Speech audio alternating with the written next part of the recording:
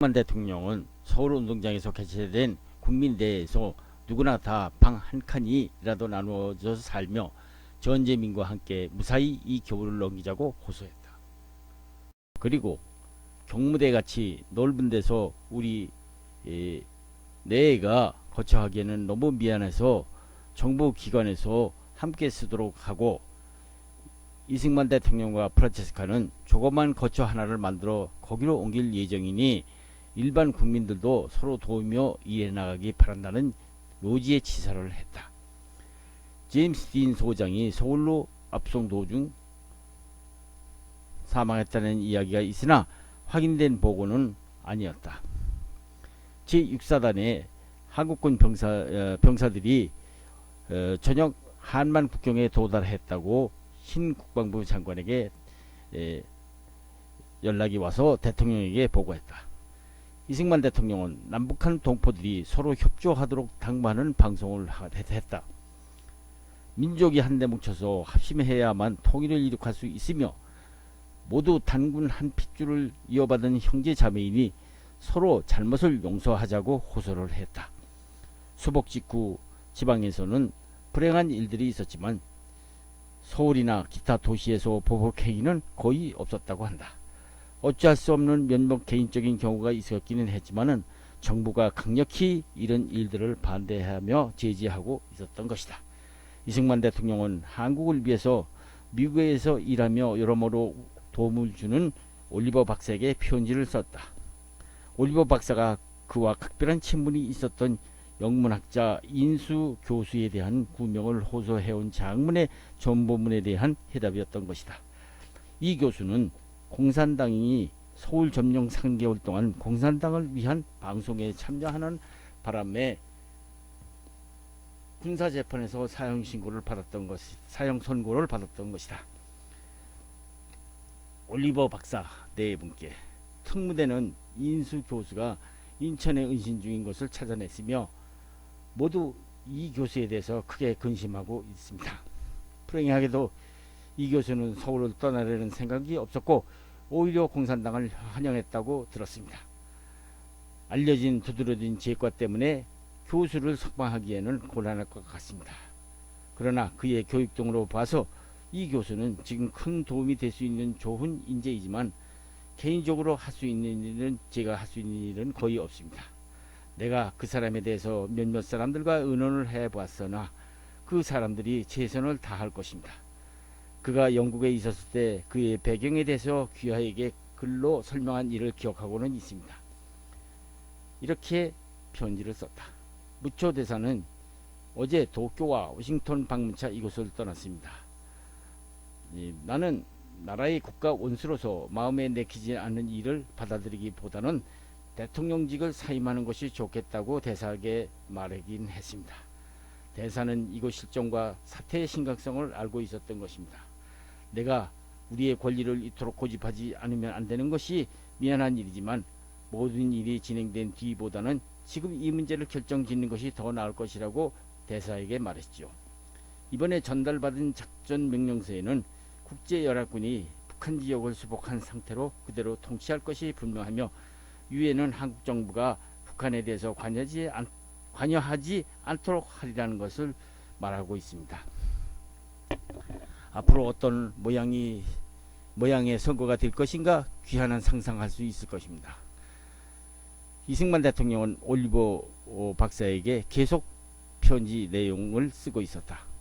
주입식으로 세뇌되고 공산당이 일러준 말만을 믿고 있는 북한 주민들입니다. 자기네 지역을 다스리는 애국인만을 눈으로 보고 대한민국에 반대표를 던질 것이 확실할 겁니다. 이 사람들은 국제연합이나 미제국주의자들의 계례가 되기를 원치 않는다고 할 것입니다.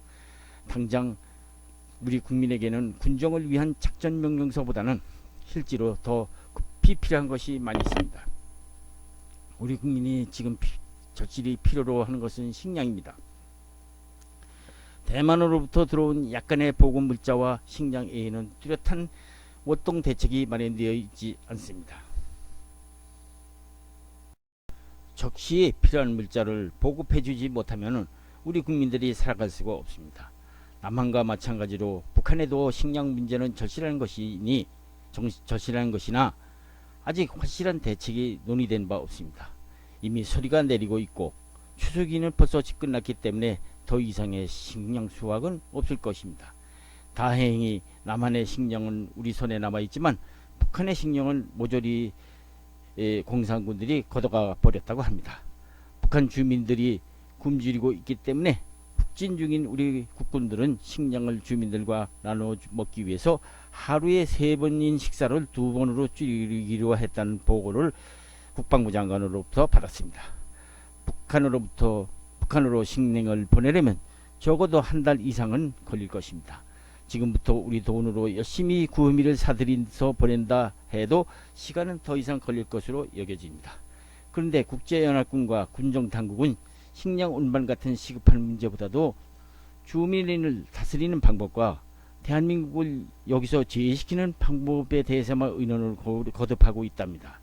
그들은 군사적인 각도에서만 일을 생각하고 있는데 이것이 충분한 얘기가 됩니까?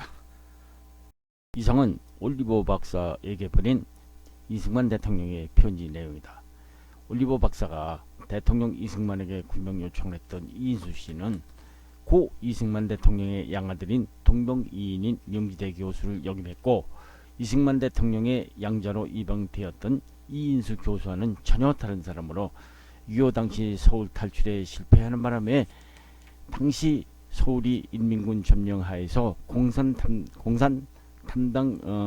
공산당 당국에 체포되어 있었다. 미군 포로 통역과 미국을 비난하고 이승만 대통령을 비난하는 방송을 강요당하는 바람에 부역 아닌 부역을 했던 사람으로서 올리버 박사가 무척 아꼈던 사람이었다. 서울이 수복이 되자 특무대에서 체포되었다는데 애석하게 생각한 올리버 박사가 이 대통령에게 선처를 요청했던 편지 응답 내용이었던 것이다. 프란체스카가 6.25 회고록에 등장하는 이인수 씨는 양자 이인수 씨와는 전혀 다른 동명이인으로, 책에 등장하는 동명이인 이인수 씨는 T.S. 엘리엇의 황무지 시를 번역한 사람으로 알려져 있다. 이승만 대통령은 이 애로사항을 맥어더 장군을 직접 만나 지금 일어나고 있는 사태의 심각성을 이해시키기 위해서 노력하려고 했으나 여의치 않아서 맥어더 장군에게 전보를 보냈다.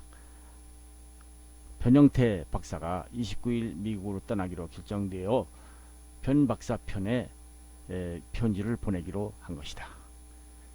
이틀 전부터 이 한국에서는 지폐가 교환되고 있는데 11월 3일까지 돈을 바꿔야 했다. 4일부터는 지폐는 사용하지 못하고 새로운 지폐를 사용해야 하는 화폐 개혁을 했다는 것이다. 이승만 대통령은 평양으로 가서 시민들을 만날 예정이었다. 1911년 대통령이 전국을 순회하면서 예수 전도 강연을 할 때 그때 가본 이래 39년 만이라고 했다.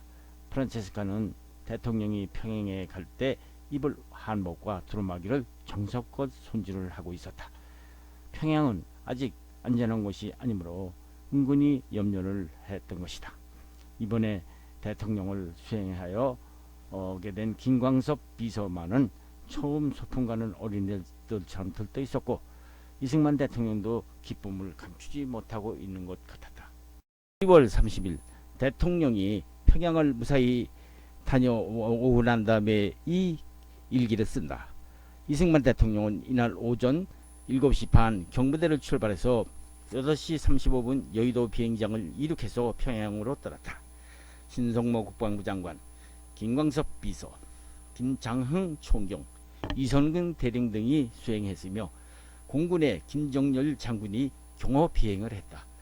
동행하지 못한 프란체스카는 대통령이 돌아올 때까지 마음을 재며 기다렸던 것이다. 바로 열흘 전까지도 평양은 공산당들이 아성이었기 때문에 프란체스카는 대통령의 안위가 몹시 염려되었다. 태극기를 든 평양 시민들이 만세를 부리며 이승만 대통령을 열렬히 환영했다고 얘기를 들려왔다.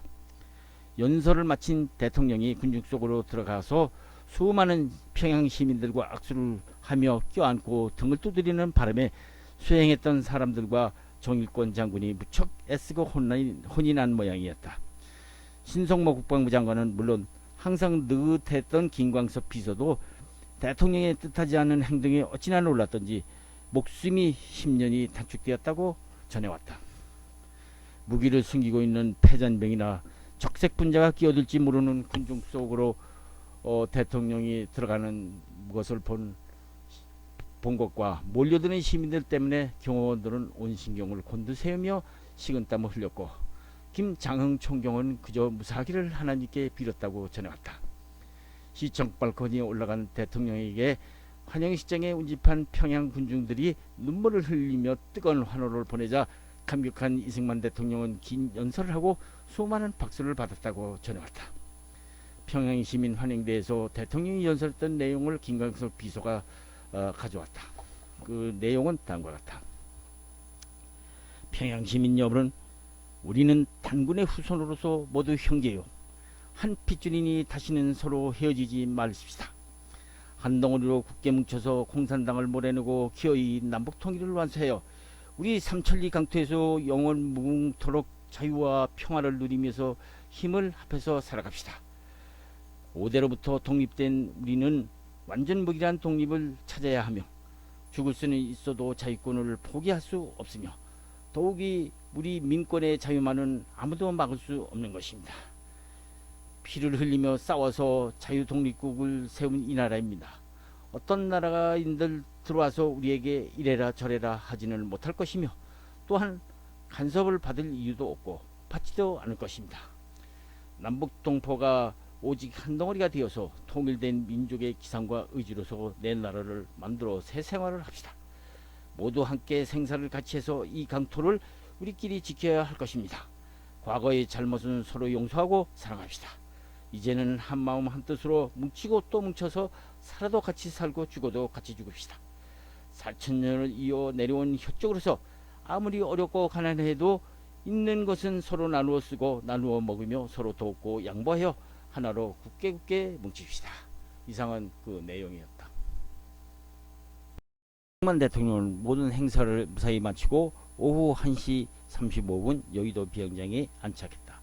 비행기에서 내린 대통령은 가슴에 넘치는 기쁨과 감격을 감추지 못한 채 순진한 소년처럼 흥분돼 있었다. 이승만 대통령이 경무대 식구들에게 이제 남북 동포가 한데 모여 잘 살 수 있는 통일의 날이 멀지 않을 것이라고 말하면서 대통령이 두루마기를 벗기는 것을 도와주는 프란체스카에게 웃으면서 평양에서 가져온 선물이 있다고 했다.